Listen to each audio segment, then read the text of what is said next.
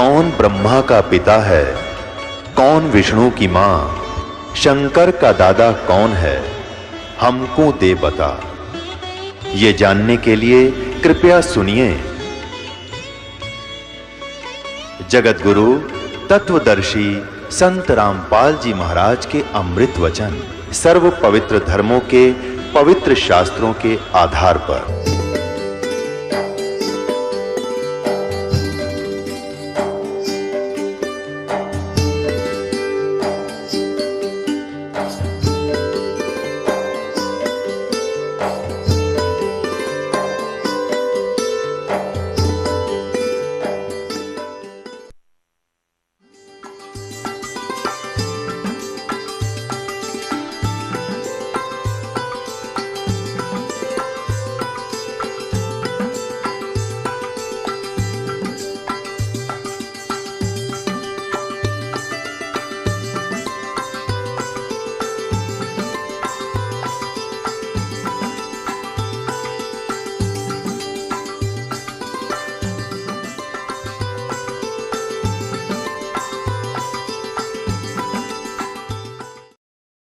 इस दास को इन सदग्रंथों के पढ़ने पढ़ाने की कति आवश्यकता नहीं रही थी, क्योंकि हमें वो मूल ग्रंथ मिल गया था जिसमें इन सबका समावेश है।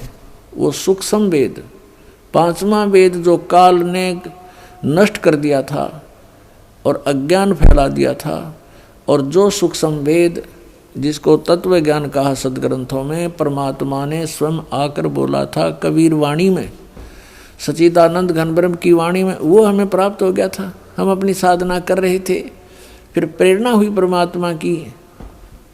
दास ने अर्ज किया, प्रभु आपका ज्ञान 100% सत्य है, लेकिन जब तक जिन सदग्रंथों को जो आपकी आत्मा इस काल के द्वारा बांटे हुए इन धर्मों में लगी है भगवान, जब तक उन ग्रंथों में आपकी पहचान नहीं होगी, आपको नहीं मान सकते।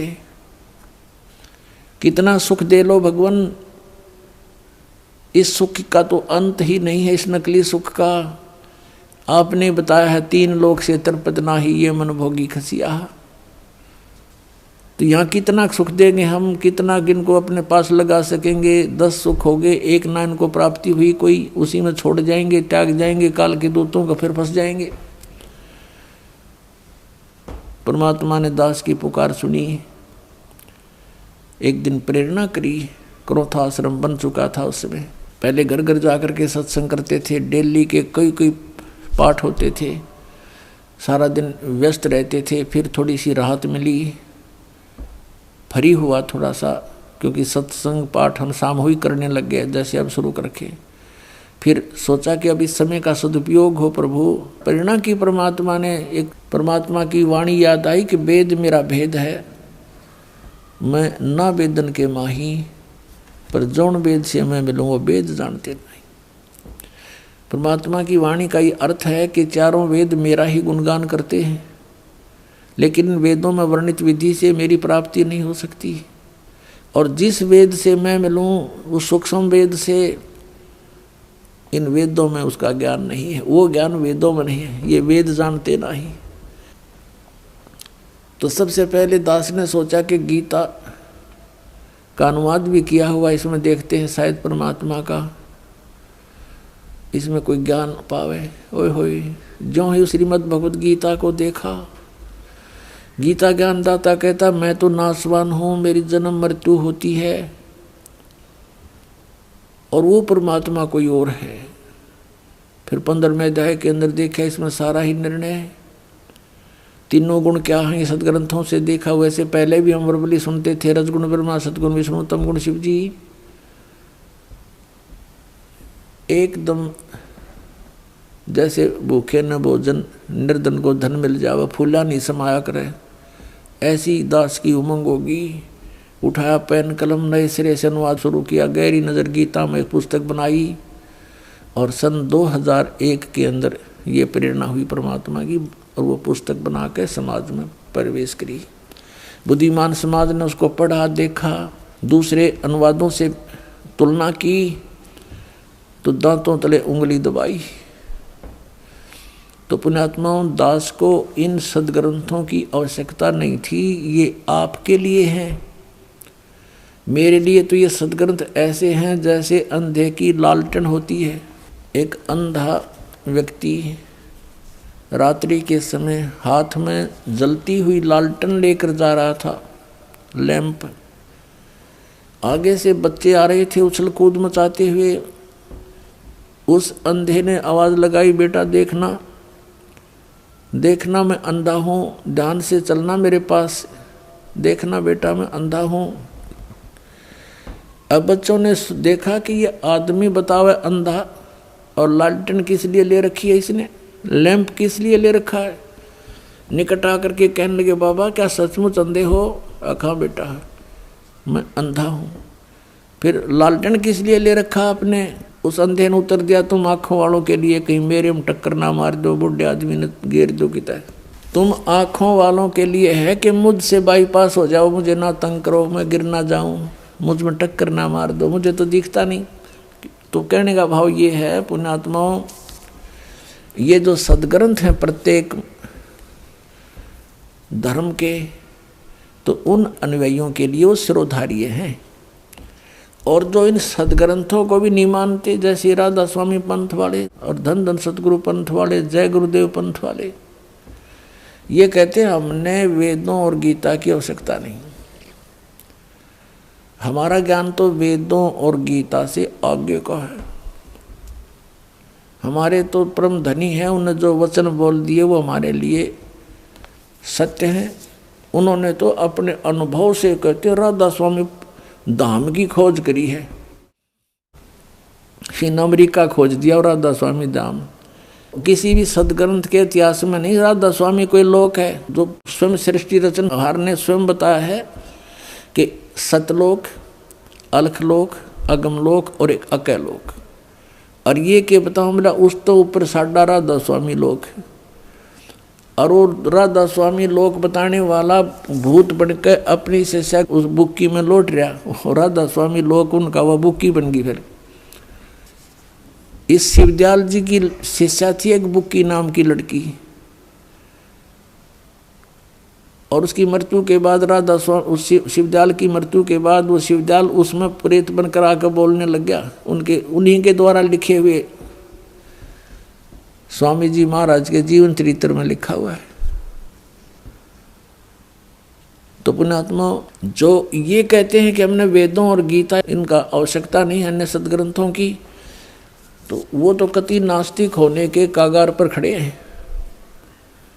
अब राधा स्वामी पंथ, ये धन धन सतगुरु पंथ, जय गुरुदेव पंथ और जितने भी नकली पंथ हैं, इनके अनुयायी अब बेचारे दुख पाके, लुट के पिट के हर तरह से, आध्यात्मिक ज्ञान तो है ही नहीं, और जो भौतिक लाभ होना था वो भी नहीं हो सकता, क्योंकि उनकी वे ऑफ वर्शिप बिल्कुल शास्त्र विरुद्ध है।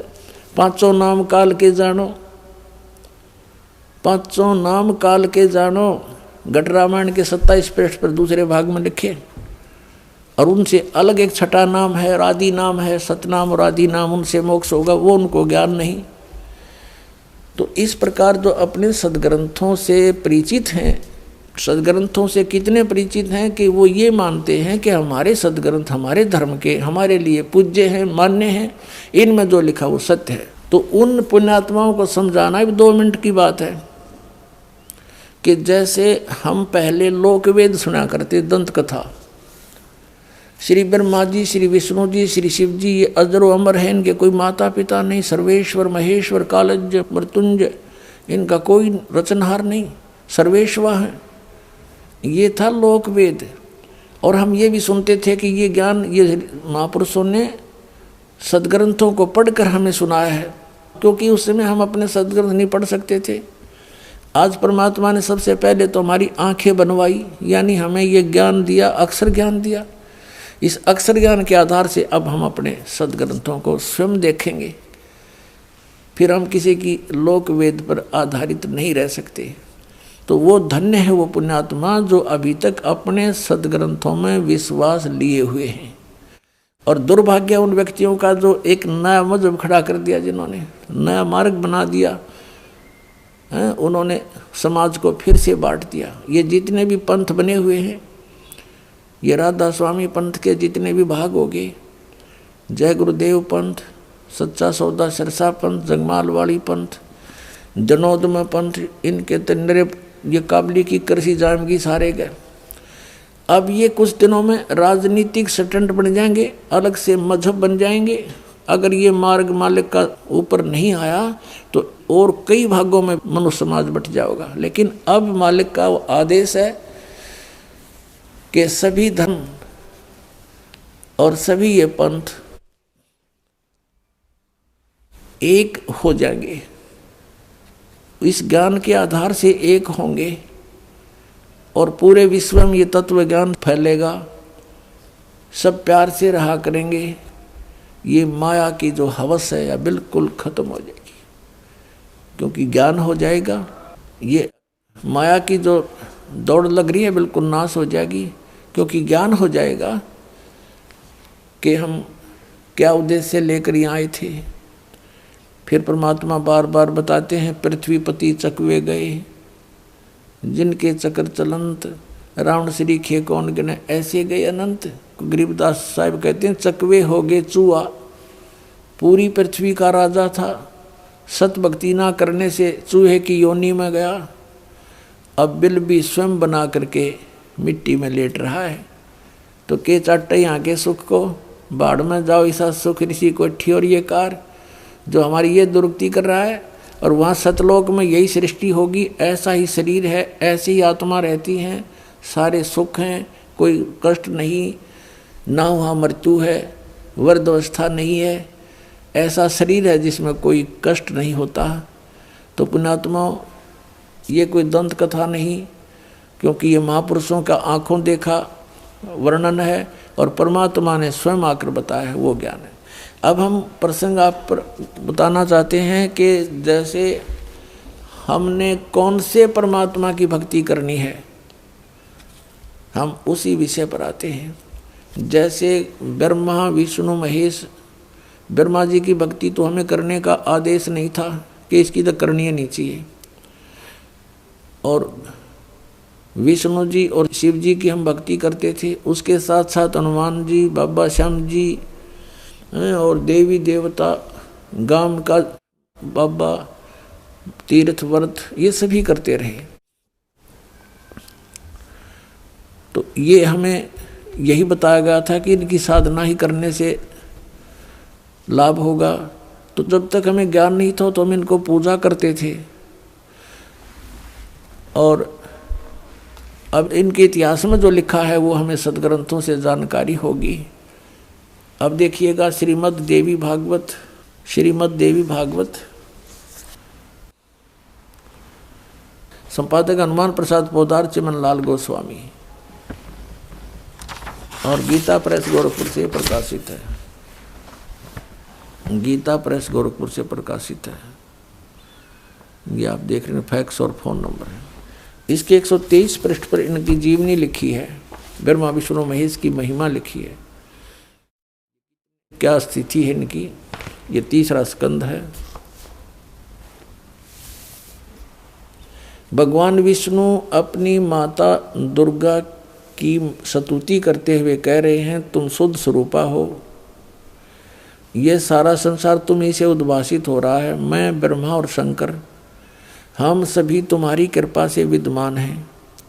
हमारा आविर्भाव, आविर्भाव माने जन्म, और तिरोभाव माने मृत्यु हुआ करता है।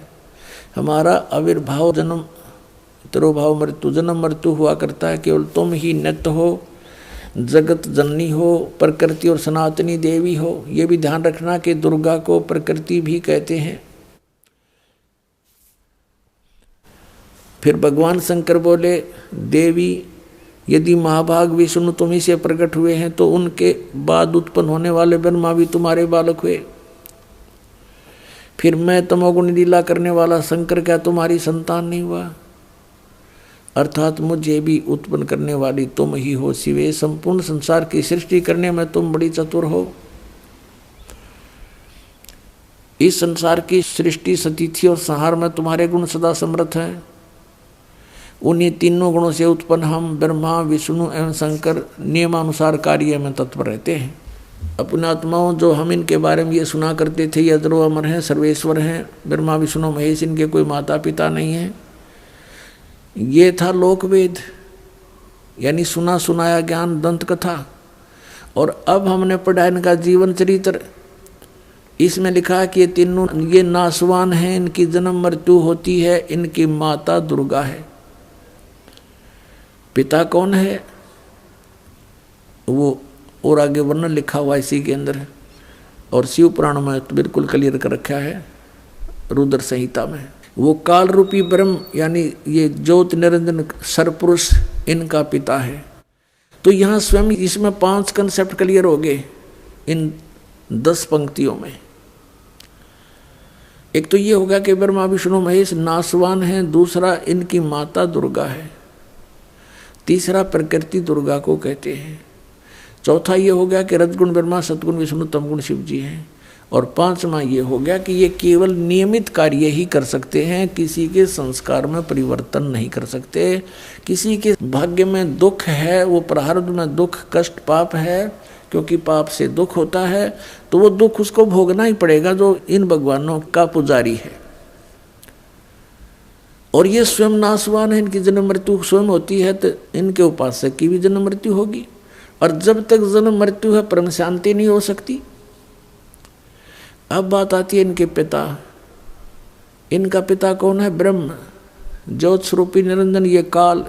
और इसी ने श्रीमद् भगवत गीता का ज्ञान श्री कृष्ण में प्रवेश करके बोला। ये दूसरे अध्याय के 12वें श्लोक में श्रीमद् भगवत गीता की, और चौथे अध्याय के 5वें और 9वें श्लोक में, और 10वें अध्याय के दूसरे श्लोक में कहता है, अर्जुन तेरे और मेरे बहुत जन्म हो चुके, तू नहीं जानता न जानता। इससे सिद्ध हो गया कि इसकी भी जन्म मृत्यु होती है, तो उपासकों की भी जन्म मृत्यु रहेगी।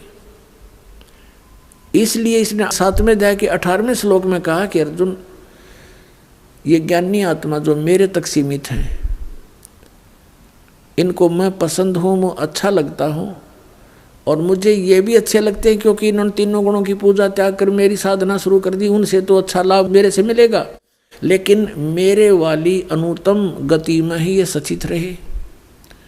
कारण क्या था? क्योंकि इनको तत्वदर्शी संत ना मिलने से इन्होंने मेरी ही पूजा को अंतिम मान लिया।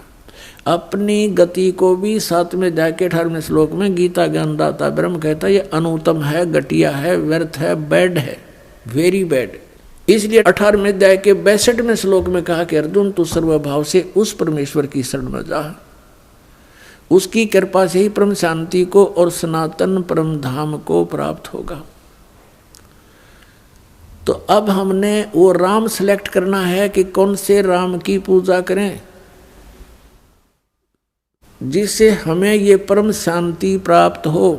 तो इससे सिद्ध हो गया कि जब तक जन्म मृत्यु है परम शांति नहीं, क्योंकि अपनी साधना को घटिया बताता है, कहता मेरी भी जन्म मृत्यु, तुम्हारी भी जन्म मृत्यु, तो वो तो अनुत्तम है, उससे परम शांति नहीं हो सकती।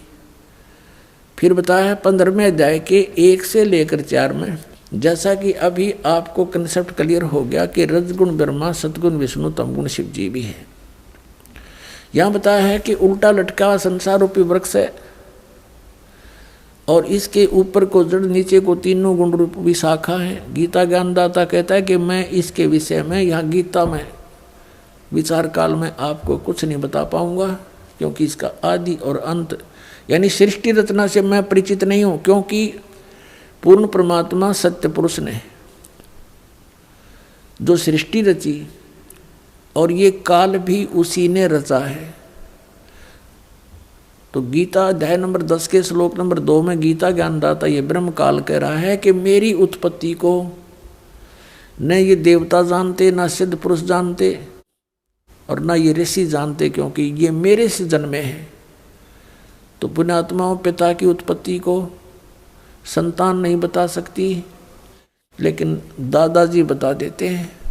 तो उस दादा ने, उस बाबा ने, सतपुरुष कबीर भगवान ने ये सब सृष्टि रचना बताई, उसमें इस काल की उत्पत्ति भी बताई है। ब्रह्म की उत्पत्ति भी बताई। तो प्रसंग चल रहा है कि कहता है कि यहाँ विचार काल में 15वें अध्याय के 1 से लेकर 4 श्लोक में स्पष्ट कर दिया है। इसका निष्कर्ष निकालते हैं कि मैं इससे परिचित नहीं हूँ, उसके लिए तत्वदर्शी संतों से जाकर पूछो, वही बताएंगे। तो फिर बताया, जब तत्वदर्शी संत आपको मिल जावें, जब तत्वदर्शी संत आपको मिल जाएं, उसके पश्चात परमेश्वर के उस परम पद की खोज करनी चाहिए, जहां जाने के बाद साधक फिर लौटकर संसार में कभी नहीं आते, अर्थात वो पूर्ण मोक्ष प्राप्त करते हैं, परम शांति प्राप्त करते हैं। उसके लिए इसने ऑप्शन छोड़ दिया 4 अध्याय के 34वें श्लोक में कि उस तत्वदर्शी संत बताएंगे, और वो तत्वदर्शी संत परमात्मा ने भेज दिया। ये दास है इस पृथ्वी पर। पुण्यात्मा तत्वदर्शी संत की भूमिका करने स्वयं परमेश्वर आए थे। उस समय हम अशिक्षित थे, हम नहीं पहचान सके परमात्मा को।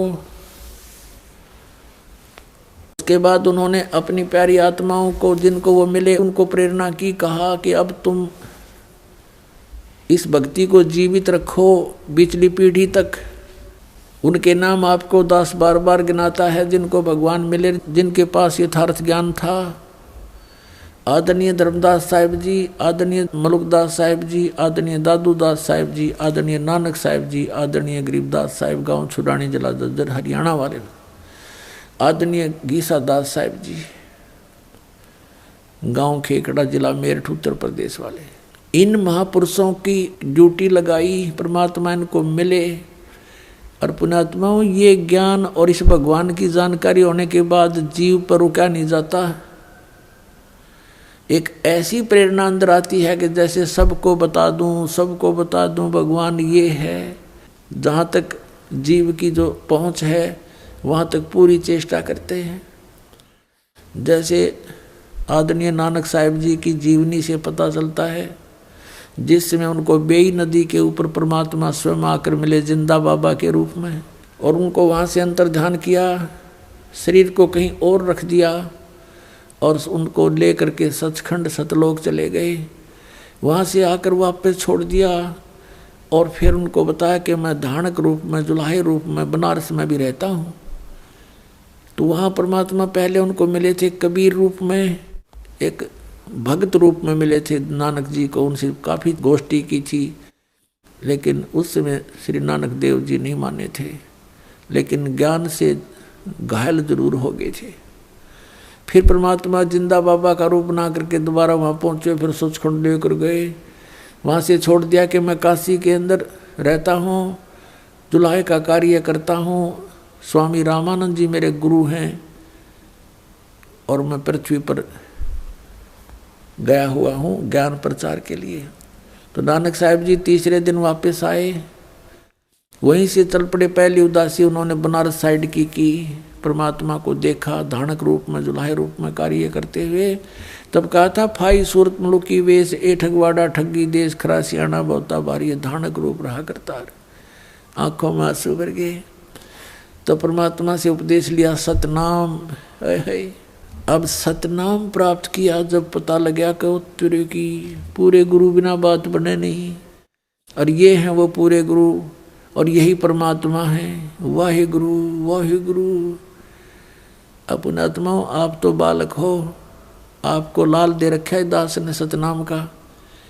आपको इतना ज्ञान नहीं इसका कि कितनी कीमती चीज है, लेकिन वो महापुरुष थे, वो परिचित थे लाल की कीमत से कि सतनाम बिना मोक्ष नहीं हो सकता, और मोक्ष बिना इस जीवन का के बाढ़ में जाएंगे, इसका कोई यूज नहीं, मिट्टी है ये तो इस मनुष्य जीवन की सफलता को होते हुए देख करके नानक साहिब जी पुण्यात्मा थे। वह अब उनके खुशी का ठिकाना नहीं रहा। वाहे गुरु, वाहे गुरु, वाहे गुरु, सतनाम सतनाम, वो तेरे की यू है सतनाम।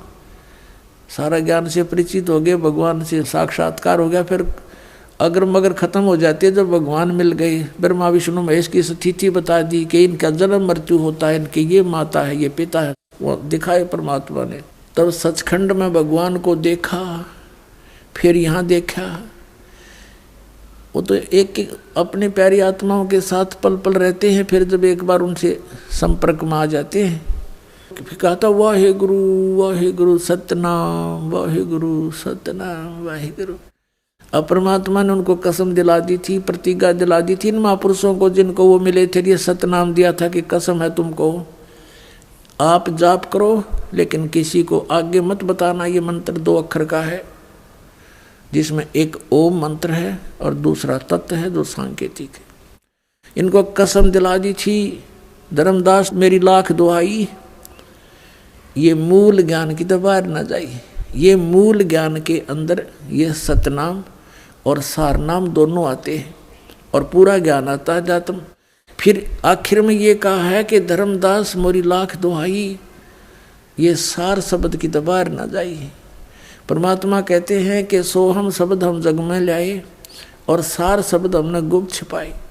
सार शब्द का तो अब तक किसी को भनक भी नहीं लगने दी भगवान ने, लेकिन सतनाम का उन महापुरुषों के द्वारा प्रकाश अवश्य करा दिया था। लेकिन उनको मना कर दिया था कि अभी किसी को प्रदान मत करना। और पुण्यात्माओं, जैसे वाहिगुरु जो किया नानक साहिब ने, वो किसको देख कर किया? कबीर परमेश्वर को देख कर किया। उस परम अक्षर पुरुष सतपुरुष को देख करके जो वाहिगुरु के, ये तो भगवान भी और गुरु भी, और यहाँ दानक रूप में ये वही बैठा। तो जब उनकी वाहिगुरु जो कसक है वाहिगुरु, तो ये किसकी तरफ थी? परमात्मा परम अक्षर ब्रह्म यानी सत्यपुरुष की तरफ, सतपुरुष की तरफ थी। अब जैसे नानक साहिब जी ने ये नाम किसी पूरे सिख समाज को नहीं दिया, ये महापुरुष थे, ये किसी की उसमें अपनी जो राग द्वेष में नहीं आए, राग में नहीं बहे कि इन बच्चों का क्या होगा अगर मैंने सतनाम नहीं दिया तो काल के मुंह में जाएंगे। नहीं, परमात्मा ने उनको कह दिया था कि तुम अभी तक इनको 5 नाम दो, प्रथम 5 नाम जो आपको देते हैं दास, और ये नाम मत देना भी। और जैसे धर्म पुण्य ये करते रहेंगे तो इन, और ये वाहिगुरु इसे मोक्ष नहीं हो सकता, जन्म मृत्यु बनी रहेगी, लेकिन इन सब क्रियाओं से मनुष्य शरीर मिलता रहेगा इनको। तो इस भक्ति को जीवित रखने के लिए इन महापुरुषों से प्रयत्न कराया। नानक साहिब जी की जीवनी देखो, उसमें बाई बाल्य वाली जन्म साखी में कहाँ गए, सिद्धों की आंखें खोलने की चेष्टा की, लेकिन वो मान बढ़ाई के भूखे थे, वो फेल भी हो जाते थे नानक साहिब जी के सामने की तत्व ज्ञान के आगे, लेकिन हार स्वीकार नहीं करते थे। सब जगह चेष्टा की समझाने की, लेकिन ऑल इन वेन, व्यर्थ रही, क्योंकि हम शिक्षित नहीं थे। तो कहने का भाव ये है कि उस महापुरुषों ने उन ऐसी क्रियाएं देंगे कि अभी तक हम उनको पढ़ कर मनुष्य जीवन प्राप्त करते रहे, और हमें कुछ थोड़ा आध्यात्मिक जैसे यज्ञ का लाभ होता है वो भौतिक लाभ होता रहा, हमारी आस्था भगवान में बनी रही। अब वो पूरे सिख समाज में इवन जो नीचे के 9 गुरु थे उनको भी सतनाम प्राप्त नहीं था, और सतनाम बिना मोक्ष नहीं। तो क्या बताया कि वाहिगुरु इन मंत्रों के जाप करने से इन अपनी यानी अनुयायियों को इतना सहारा मिलता रहा कि वो मनुष्य जीवन प्राप्त करते रहे, और आस्था भगवान में बनी रही, क्योंकि भक्तों के घर में जन्म होते रहे, और एक परंपरा चल पड़ी, भगवान के भंडारे करवाते हैं, वाणी का पाठ करवाते रहे। तो इस करके ये अभी तक ये प्राइम टाइम है, यहाँ तक लाने थे परमात्मा ने, और ये भी ये सतनाम दे देंगे सबको। अब समय आ गया और सारे पार हो जाएंगे, इसमें क्या दिक्कत है।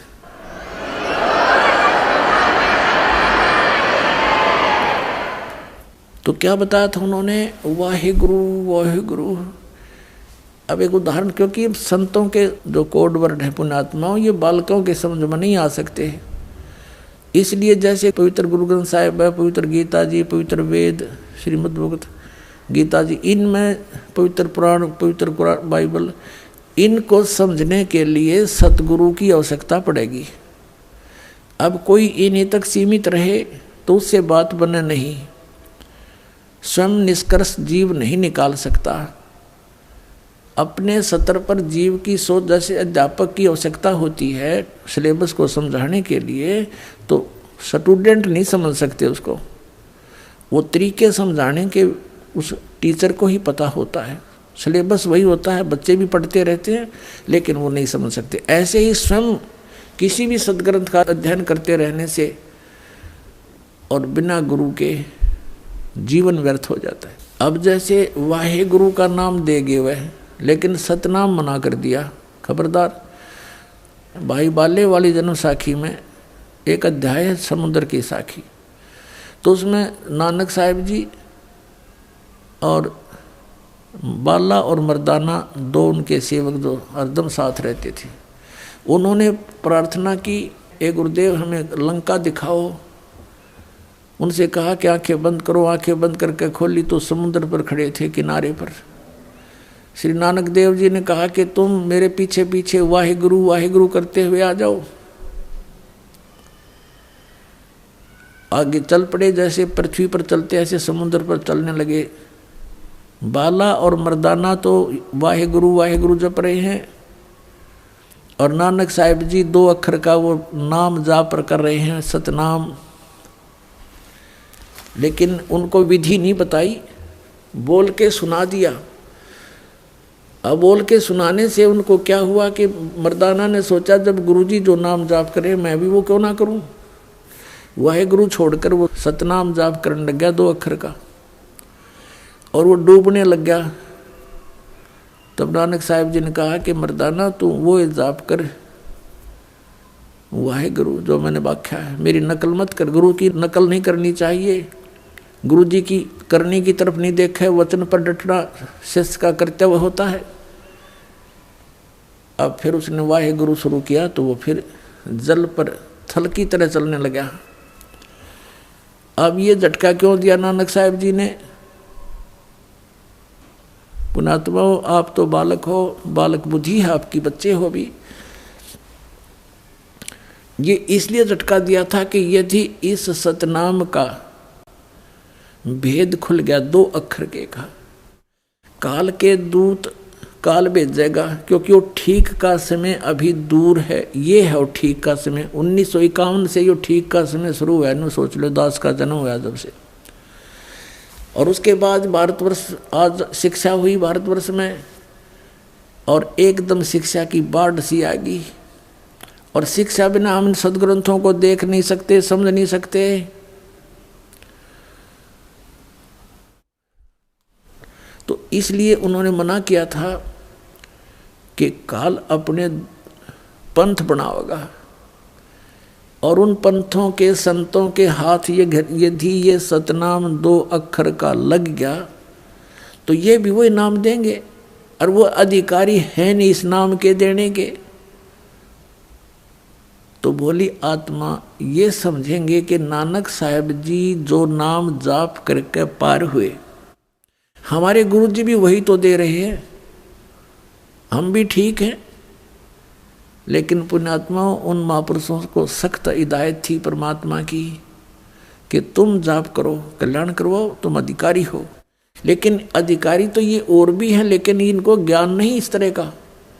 और प्रत्येक ने ऊपर ले जाकर मैं छोड़ भी दूँ तो सभी उस बात पर दृढ़ नहीं होते। जैसे हजरत मोहम्मद जी को भी परमात्मा लेकर गए थे, जैसे इन महापुरुषों को लेकर गए। मैं बार बार आपके समक्ष उनके नाम लेता हूँ, लेकिन हजरत मोहम्मद ने, क्योंकि यहाँ उनकी प्रभुता घनी हो चुकी थी, लाखों शेष बन गए थे, तो उन्होंने वो स्वीकार नहीं किया सतलोक में वाले ज्ञान को, तो परमात्मा ने उसको वापस छोड़ दिया था।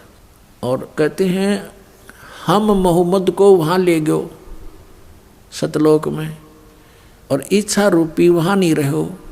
उल्ट मोहम्मद महल पठाया, गुज बीरज एक कलमा लाया, रोजा बंग नमाज दे रे, बिस्मिल की नई बात कही रे।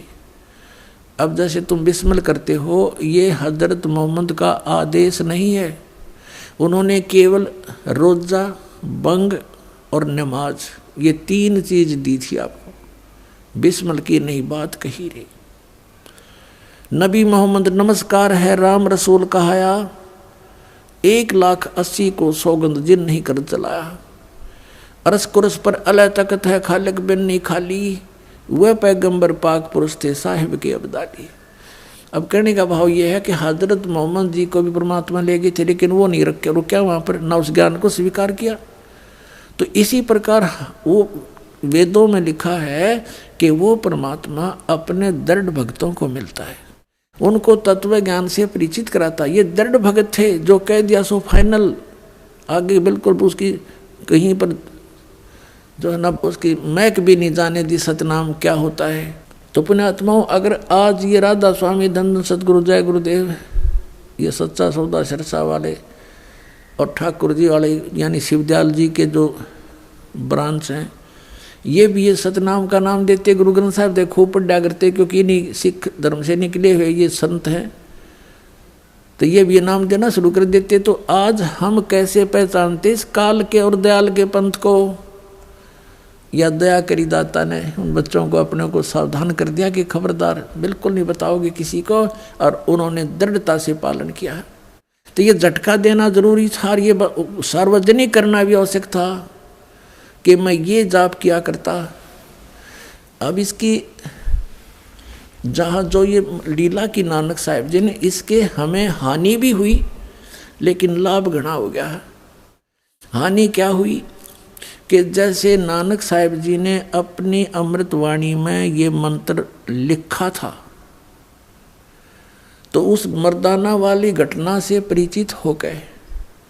आने वाले गुरुओं ने ये सख्त जो है ना बैरिगेड ला दिया कि इस दो मंत्र के नाम का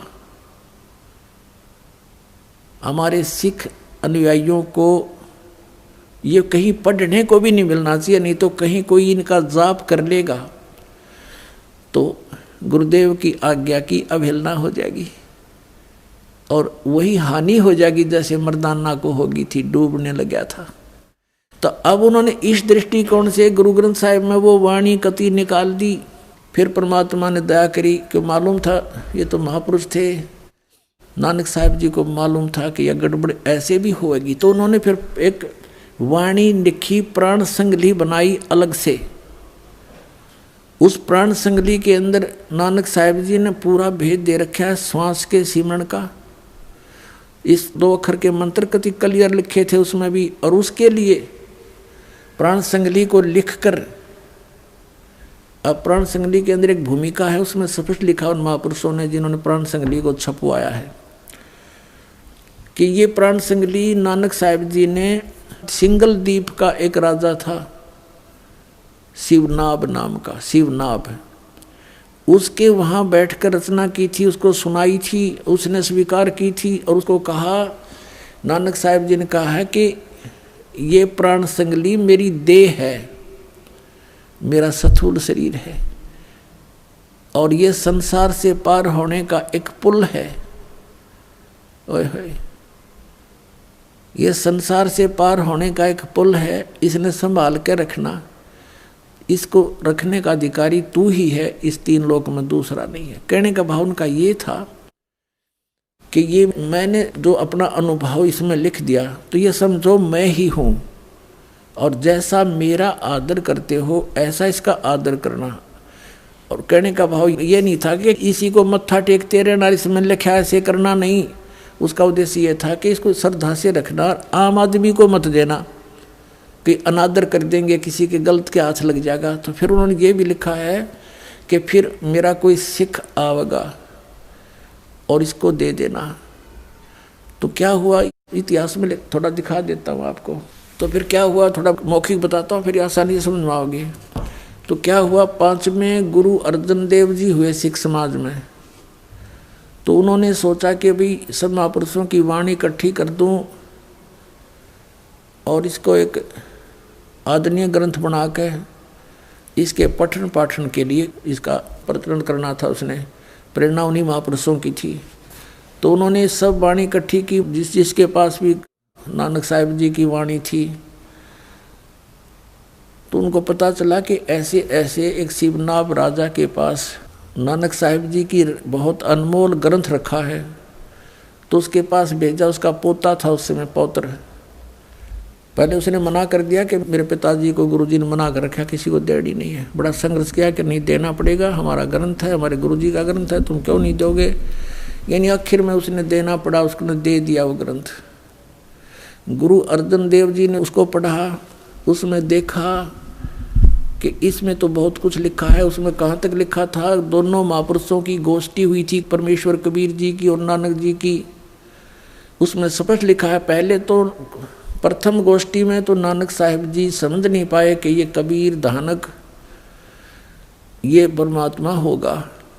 तो परमेश्वर जिस भी महापुरुष से मिले हैं, जैसे धर्मदास जी से मिले थे, उसको कहा था, हे महात्मा जी, मैं तो ज्ञान का भूखा हूँ, मुझे कहीं ज्ञान मिला नहीं, आप मुझे ज्ञान दो। तो धर्मदास ने कहा था कि ज्ञान का लाभ जब होता गुरु बनाओ। तो धर्मदास जी से कहा परमात्मा ने कि मैं गुरु बनाऊंगा, लेकिन मेरे शंका का समाधान तो कर दो, और आप मुझे चलो शिष्य बना लो, ऐसे ही सुना दो। तो धर्मदास जी ने कहा था कि मैं शिष्य नहीं बनाता, हमारे गुरु जी हैं, उनसे नाम जलाऊंगा मैं। तो ऐसे ही नानक जी को मिले थे बेई नदी पर, उनसे प्रश्नोत्तरी की थी। नानक साहिब जी ने भी यही कहा था कि गुरु बिन मोक्ष नहीं होता, आप गुरु बनाओ। परमात्मा ने कहा ठीक है, आपसे बड़ा कौन गुरु हो सकता है मेरा, मैं आपको गुरु बनाता हूँ, मुझे ज्ञान बताओ, मेरे प्रश्नों का उत्तर दो, समाधान करो। तो ये प्रश्नोत्तरी हुई थी। तो परमात्मा ने उनसे प्रश्न किया था, क्योंकि नानक साहिब जी का जन्म पवित्र हिंदू धर्म में हुआ था। कालूराम मेहता खत्री ये इनके पूज्य पिताजी थे। और नानक साहिब जी को एक ब्रजलाल नाम के पांडा पढ़ाने आया करता था, गीता पढ़ाता था ब्राह्मण। और श्री कृष्ण जी और विष्णु जी को, शंकर भगवान को ये अपना प्रिय इष्ट मानते थे, गीता जी को सही मानते थे। तो गीता जी के अंदर प्रमाण बताए पर नानक साहिब जी को कबीर साहब ने कि ऐसे ऐसे लिखा है। वो तो कहता मेरा जन्म मृत्यु होती है, वो सारी रेफरेंस दिए उसको। तो नानक साहिब जी उस समय नहीं माने थे, लेकिन घायल हो गए थे, जख्मी हो गए थे कि ज्ञान सच्चा है। और अब के जब वो संत आ जावे तो मैं बात करूं उनसे, दूसरी रूप में परमात्मा फिर जिंदा बाबा के रूप में गए थे और फिर उनको सचखंड लेकर आए थे, सचखंड वापस छोड़ा था। अब कहने का भाव ये है कि इस प्राण संगली के अंदर पूरा विवरण था कि नानक साहिब जी ने कबीर परमेश्वर जी को अपना गुरु स्वीकार किया हुआ था। पहले तो क्या देखा अर्जुन देव जी ने कि इसमें तो सारा वो क्लियर लिख रखा है कि कबीर जी इनके गुरु थे। फिर क्लियर लिख रखा है ये मंत्र 2 अक्षर का मंत्र जो बिल्कुल नानक साहब ने मना कर रखा है। तो उसको उन्होंने उस प्राण संगली को, जिसको नानक साहब जी कह रहे थे मेरा शरीर है, मुझे ही समझ लो, अगर किसी को नष्ट कर दिया तो मुझे नष्ट कर दिया तुमने। लेकिन उस आज्ञा को देखते हुए कि जो इंसिडेंट मर्दाना के साथ हुआ था कि उसने सतनाम के 2 अक्षर का नाम जाप कर दिया था, शुरू कर दिया था और वो डूब गया था। गुरुदेव ने मना कर दिया था कि तूने ये जाप नहीं करना, तो कहीं ये आज्ञा केवल ना हो जाए। इसमें तो सब कुछ लिखा, इसलिए उस ग्रंथ को, प्राण संगली को जल प्रवाह कर दिया एज इट इज। एक साधु था, एक भगत था, उसने प्रार्थना की महाराज इतना अनमोल ग्रंथ है, मुझे दे दो, मैं अलग रख लूँगा, किसी को नहीं बताऊँगा।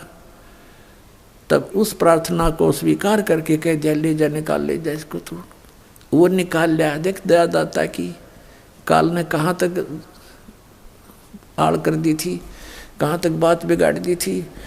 तो फिर भी अगर प्राण संगली में ना भी मिलता तो परमात्मा कहते हैं ना, काल के कहीं ना कहीं से वो रास्ता निकाल लाते परमात्मा, काल से बचा कर सत्ज्ञान को। क्योंकि जन्म साखी, भाई बाले वाली जन्म साखी, समुद्र की साखी में क्लियर लिख दिया कि नानक साहब जी ये जाप करा करते थे, इसने ये मिटा नहीं पाए, कहीं छुपा नहीं सके। तो आज आपको समझने के लिए सफिशिएंट है कि कौन है वो 2 अक्षर का मंत्र और किस उद्देश्य से मना किया था नानक साहब जी ने। और फिर साथ में ये भी कहा कि ये मंत्र हैं जाप करने के और कोई मंत्र नहीं है, और ये पूरे गुरु से लेकर जाप करना। यानी उस समय इनको छुपाना जरूरी था। अब वर्तमान में ये दास भेज दिया उन महापुरुषों ने, परमात्मा ने भेज दिया कि अब इस नाम को दो और सबका कल्याण हो जाएगा। सभी यहाँ आ रहे हैं बार बार जन्म लेकर के।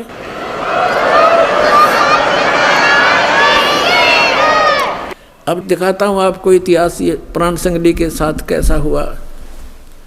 ये देखिएगा श्री गुरु नानक साहिब की प्राण संगली सटीपन,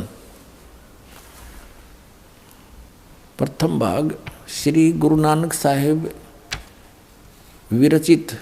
श्री नानक साहिब ने अपने कर कमलों से रची है प्राणों का अपूर्व कवच, जो सूरत शब्द योग साधन में अमोघ तारों से रचा हुआ है। आगे देखो ये कहाँ से छपा है। प्रकाशक है वेलबीडियर प्रिंटिंग वर्क्स। ये 56A/13 मोतीलाल नेहरू रोड इलाहाबाद से। इसके संपादक कौन है ये देखिएगा। ये है श्री संपूर्ण सिंह। श्री संपूर्ण सिंह तरन तारण पंजाब से। इन्होंने इसकी भूमिका में क्या लिखा है देखिएगा। पहले आवश्यक सूचना पढ़ते हैं। गुरु नानक साहिब जी ने यह अपूर्व ग्रंथ प्राण संगली किस अवसर पर सिंगला द्वीप में वहाँ के परम भक्त राजा शिवनाभ जी को उपदेश करके बख्श दिया, और फिर उनकी 5वीं गद्दी के अधिष्ठाता गुरु अर्जन देव जी ने उसे कैसे सिंगला द्वीप से मंगवाया था और किस कारण से उसे गुरु ग्रंथ साहिब के संग्रह से अलग रखा, इसका वर्णन गुरु नानक साहिब के जीवन चरित्र में दूसरी यात्रा के आखिर के हिस्से में और टिप्पणकार के निवेदन में लिखा है। गुरु नानक साहिब ने यह अनमोल ग्रंथ नाम प्राण संगली क्यों रखा, यह तो पक्के तौर पर वही कह सकता है जिसकी गति उनकी सी हो। ओए होए होए, कहते ये क्यों नहीं गुरु ग्रंथ साहिब में प्राण संगली को जोड़ा, इसके विषय में तो वो ही बता सकता है जिसकी गति उनकी सी हो, यानी नानक साहिब जैसे महापुरुष होंगे वही बता सकेंगे कि किस कारण से प्राण संगली को गुरु ग्रंथ साहिब मना लिया। तो भी कुछ लखावा उसका उनके उस वचन से होता है जो कि निज मुख से उन्होंने राजा शिवनाभ से कहा। ई ग्रंथ मेरी देह है, मेरा स्थूल रूप है, प्राणों मेरिया का संग्रह कहे कवच है, जगत समुंदर का ई पुल है, जगत से पार करने का इसके अंदर जो मार्ग लिखा है वो समझो पुल है। ई प्राण संगली में तैनू बख्शी है, ये ई अजर वस्तु है, सोते ही जरी है, यानी तू इसके योग्य है, तूने विश्वास किया इसके ऊपर। ई प्राण संगली अमृत प्रवाह है और तेरे ही मुख विखे प्रवेश हुई है, होर 3 लोकां विच इस वस्तु ਨੂੰ संभालता कोई नहीं, ताते प्राणों विखे प्राण संगली रखनी। इस वचन से स्पष्ट होता है कि यह ग्रंथ प्राणों का संग्रह रूप है। ये टिप्पणी करने वाला जो विवेचन करता है वो अपनी सोच बता रहा है। संभव है कि इसको गुरु ग्रंथ साहिब की जिल्द में शामिल न करने की वजह यही हो कि गुरु अर्जन देव जी ने समय अनुसार इसे हरेक छोटे बड़े की दृष्टि में लाना उचित न समझा। अब बहुत कुछ तो यह क्लियरिस ने कर दिया इस टिप्पणी करने वाले ने कि हो सकता है इस प्राण संगली को गुरु ग्रंथ साहिब में श्री अर्जुन देव जी ने इसलिए नहीं रखा होगा कि ये नहीं चाहते होंगे कि ये किसी छोटे बड़े की नज़र में आवें इसमें लिखा हुआ वर्णन है। तो फिर इसमें यह भी लिखा है कि ये तो वही बता सकता है कि क्यों नहीं शामिल की गई जो उन्हीं जैसी गति का होगा, उन कैसा ही होगा। तो पुण्यात्मा इसका ये अभिमान ना करना, परमात्मा की दया है आपके ऊपर। इस दास को इस योग्य बनाया कि इन सदग्रंथों को दास समझ रहा अच्छी तरह। इसका यही कारण था कि इसके अंदर ये 2 अक्षर का मंत्र लिखा हुआ था और बहुत अच्छी तरह इसके अंदर इसके सिमरण की विधि भी बता रखी थी। अन्य जो शेष गुरुओं ने, गद्दी नसीनों ने ये समझा कि यदि इस प्राण संगली को as it is Guru Granth Sahib में रख लिया तो सब पढ़ लेंगे, सब जान जाएंगे, जाप करा करेंगे तो गुरुदेव की आज्ञा का उल्लंघन हो जाएगा। फिर आगे दिखाते हैं निवेदन में कमाल कर दिया। ये है निवेदन इसी की। अभी आपने आवश्यक वो पढ़ा था सूचना, अब ये है निवेदन। श्री गुरु नानक साहिब के पंचम स्थान पर श्री गुरु अर्जन देव जी हुए हैं, जिन्होंने गुरबाणी की बीड़ बांधते समय भाई पैड़ा नामी एक शिष्य को सिंगला द्वीप भेजकर शिवनाभ के पौत्र के पास से ये ग्रंथ मंगवाया था, जिसे किसी कारण विशेष से श्री गुरु ग्रंथ साहिब की बीड़ में रखना उचित न समझकर सर्वथा ही जल प्रवाहित कर दिया था। यानी कति सारा का सारा जल प्रवाह कर दिया था। अब देखो पुण्यात्माओं, जो कि एक परम प्रेमी साधु की अत्यंत प्रार्थना से द्रवीभूत हुए गुरु साहिब के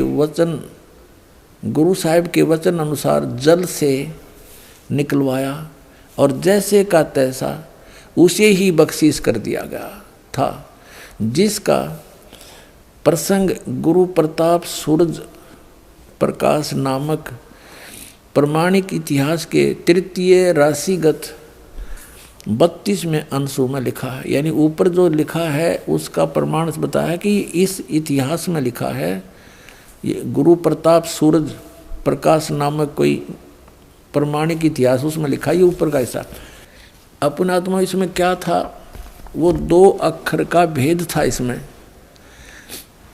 और एक इसमें फिर भी थोड़ा सा हिंट रह गया एक स्थान पर ओनली, पूरी इस प्राण संगली में एक स्थान पर, और वो इन समझ में ना आई जिन्होंने इसमें रख लिया, बाकी इसमें से निकाल दिए गए क्योंकि ये पूर्ण नहीं है प्राण संगली। इसमें टिप्पणी कारण लिखा है कि एक जगह तो इसके 80 अध्याय लिए हैं, दूसरी जगह इसके 113 अध्याय लिए गए हैं। फिर ये भी संकेत बताया गया कि इसमें 160 अध्याय थे और अब तक ये केवल 113 ही प्रकाश में है, तो बाकी कहाँ गए, तो वो नहीं लिए गए। इसमें क्या लिया गया वो थोड़ा बताता हूँ, वो भी इनको समझ में ना आइयो के अक्षर है। अब ये तो आपने भाग 1 पढ़ाई, भाग 2 दिखाते हैं। ये 2 भागों में लिखी है संपूर्ण सिंह जी ने। ये भाग 2 है और इसमें ये वहीं से प्रकाशित है, ये द्वितीय भाग है इसका। इसके 103 पृष्ठ पर दिखाता हूँ आपको। ये देखिए 103 पृष्ठ पे ये प्राण संगली, ये यहाँ से शुरू होता है। ये राग भैरव है। मेला पहला जहाँ हो समझो गुरु नानक देव जी के सीधे वचन हैं। इसमें क्या लिखा है 103 पृष्ठ पे दूसरा भाग, इसमें लिखा है कि साध संगत मिलिया मन माना और ना मैं ना, ये ओम है स्पष्ट, ये ना मैं ना है, यो है इसके साथ लगना था, ये गलती से इसके साथ लग गया, नहीं इसका हूँ समझ लिया हूँ। ये है ना मैं ना ओम सोहम जाना है। यहाँ इस ना का अर्थ है नाम, तेरा के ना है, जैसे हम सिंपल भाषा में बोलते हैं, और पंजाब क्षेत्र में भी यही बोलते हैं, लगभग मिलती जुलती भाषा। तेरा की ना है, तो ये ना मैं ना, तेरा की नाम है, ना मैं ना है, ओम सोहम जाना, नामों में नाम, ओम सोहम जाना, ये 2 अक्षर का ये है। अगर ये इसके साथ ना जुड़ा होता तो इसमें भी नहीं रहता यो, इसको भी निकाल देते बिल्कुल। अब इसके लिए थोड़ा सा और आपको स्पष्ट करते हैं। ये देखो, ये है 150 पृष्ठ पे, और इसके यहाँ क्या है ये देखो, ये ओम है ना, ओम दर है, तो यहाँ कोई इसको गलती ना समझ ले कि भाई हूँ लिखा हूँ नहीं है ये, क्योंकि उसका कोई सेंटेंस नहीं बनता वैसे तो। अब इस ओम को इन्होंने टिप्पणी की है 2 नंबर पे, इस ओम को ऐसे लिखा है, इसको ओम ओम दर है ना, ओम दर, तो इसका औं कहते, फिर पंजाबी में अगर औं कहे तो फिर यहाँ भी औं होना चाहिए था ये। तो यहाँ इसको ओम दर स्पष्ट कर दिया, ओम अलग दर अलग, ओम दर, तो ये वही ओम है। तो यहाँ फिर 103 पृष्ठ पर फिर देखो, इसमें स्पष्ट लिखा है, 103 पृष्ठ पर हम फिर आगे हैं इसी पे दूसरे भाग में। यहाँ फिर देखो, साध संगत मिलिया मन माना है, और ना मैं नहा, ये एक बिंदी है, दो नहीं, ना मैं नहा ओम सोहम जाना, ना है, नामों में नाम है ओम सोहम, ये जाना, ये सब नामों में एक श्रोमणी नाम, ये दो मंत्र का है। और इसे क्या बताते हैं, सगल भवनमय एक का ज्योति, सतगुरु पाया सहज स्रोत, और नानक कलबिस काटता ही सहज मिले अमृत सिंचाई, कि इस दो मंत्र के नाम ते ये कलबिस माने पाप कटते हैं। अपने आत्माओं, जैसे अभी तक ये सदग्रंथ पवित्र चारों वेद, पवित्र श्रीमद् भगवत गीता, पवित्र 18 पुराण और पवित्र गुरु ग्रंथ साहिब, पवित्र बाइबल, पवित्र कुरान शरीफ, इसको बड़ी चाव से, बड़ी श्रद्धा से सभी अपने धर्म के लोग पढ़ा करते थे, लेकिन समझा कोई नहीं। जिन महापुरुषों ने लिखा, अब उनके लेख को, टीचर के लिखे हुए लेख को टीचर ही बता सकता है, विद्यार्थी नहीं जान सकते, चाहे उसने सिर पर धर कर घूमते रहो।